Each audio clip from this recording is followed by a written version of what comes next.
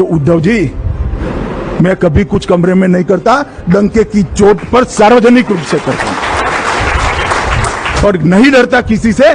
जो होता है वो सबके बीच में धड़ल्ले के साथ मैं बोलता हूं। तो उद्धव जी, आपकी सभी प्रत्याशियों के बैनर पर आपसे 2.5 गुना बड़ा फोटो नरेंद्र मोदी का लटका कर आप प्रचार करते थे।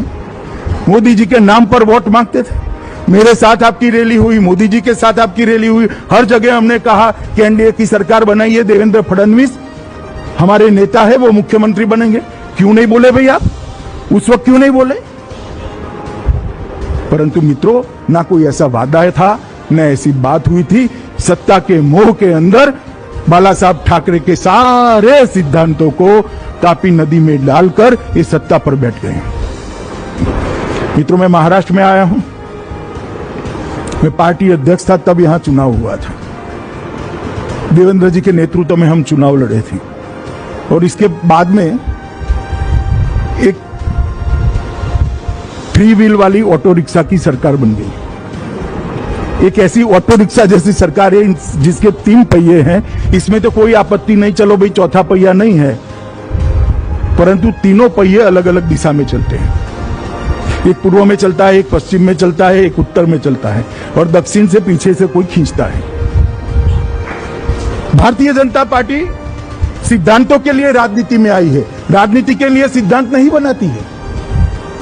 और मैं शिवसेना के मित्रों को कहना चाहता हूं कि आपने सिद्धांतों के लिए आप राजनीति में नहीं आए हो। बाला साहब चले गए, आप राजनीति के लिए सिद्धांत को तोड़ते मरोड़ते हो, मगर महाराष्ट्र की जनता आपको बहुत अच्छे तरीके से जानती है।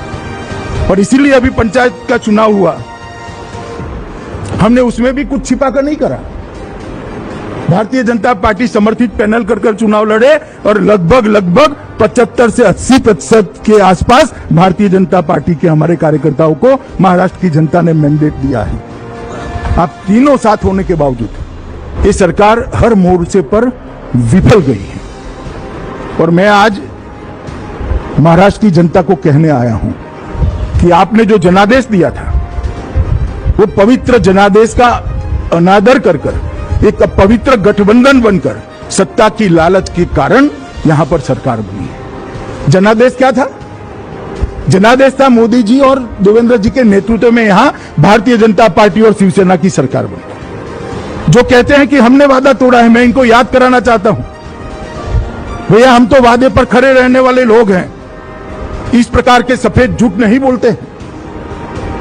बिहार में देवेंद्र जी इंचार्ज थे, हम चुनाव लड़े। बिहार में नीतीश जी हमसे ज्यादा सीटें लड़ते थे। हमारा वादा था कि एनडीए की सरकार बनती है तो नीतीश जी मुख्यमंत्री बनेंगे। हुआ ऐसा कि हमारी सीटें ज्यादा आई, उनकी सीटें कम आई। नीतीश जी ने राजनीति के हिसाब से कह भी दिया कि आप भाजपा का मुख्यमंत्री बनाइए, आपका अधिकार है, क्योंकि आपके एमएलए ज्यादा चुनकर आए। परंतु भारतीय जनता पार्टी के नेतृत्व ने निर्णय किया, प्रधानमंत्री जी ने निर्णय किया कि भारतीय जनता पार्टी वादे से नहीं मुकरती है और आज नीतीश कुमार जी बिहार के मुख्यमंत्री हैं। और ये कहते हैं हमें एक कमरे में वादा दिया था और मैंने वादा दिया था। मैं कभी कुछ कमरे में नहीं करता, डंके की चोट पर सार्वजनिक रूप से करता हूं। कभी मैंने कमरे की पॉलिटिक्स नहीं की। मैं जनता के बीच में रहने वाला व्यक्ति हूं और नहीं डरता किसी से। जो होता है वो सबके बीच में धड़ल्ले के साथ मैं बोलता हूं। और मैं फिर से कहने आया हूं कि ऐसा कोई वादा नहीं किया था। चलो मान लो वादा किया था। तो उद्धव जी, आपकी सभी प्रत्याशियों के बैनर पर आपसे 2.5 गुना बड़ा फोटो नरेंद्र मोदी का लटका कर आप प्रचार करते थे। मोदी जी के नाम पर वोट मांगते थे।